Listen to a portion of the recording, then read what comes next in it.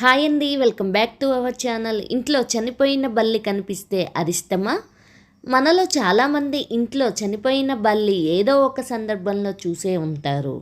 ఇంట్లో కనిపించే బల్లి ఎన్నో సంకేతాలను ఇస్తుందని చాలామంది భావిస్తారు. బల్లి శరీరంలోని కొన్ని భాగాలపై పడితే అదృష్టం కలిసొస్తుందని, మరికొన్ని శరీర భాగాలపై పడితే మాత్రం చెడు జరుగుతుందని చాలామంది భావిస్తారు.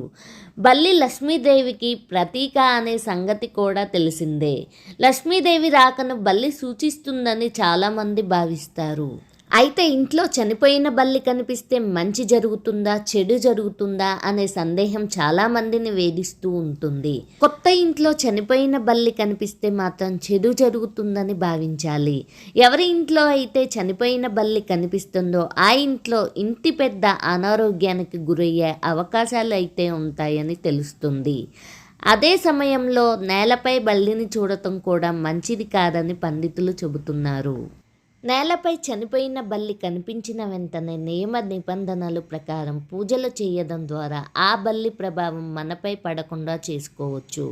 ఈ విధంగా చేయడం ద్వారా ఇంట్లో ప్రతికూల శక్తి సైతం తగ్గుతుందని చెప్పవచ్చు.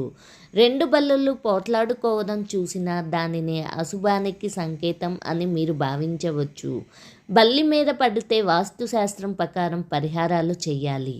బల్లి విషయంలో ఏమైనా సందేహాలు ఉంటే పండితులను సంప్రదించడం ద్వారా ఆ సందేహాలకు సులభంగా చెక్ పెట్టే అవకాశాలు అయితే ఉంటాయి. గృహప్రవేశం సమయంలో బల్లులు కనిపిస్తే అది పెద్దవారి రాకకు సంకేతం అని గుర్తుంచుకోవాలి.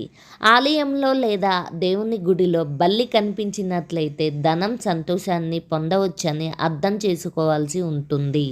Thank you friends. మీకు ఈ వీడియో నచ్చితే లైక్ చేసి షేర్ చేయండి. అలాగే మరిన్ని వీడియోస్ కోసం నా ఛానల్ని సబ్స్క్రైబ్ చేసుకోండి. ఫ్రెండ్స్, రిలేటివ్స్కి షేర్ చేయండి.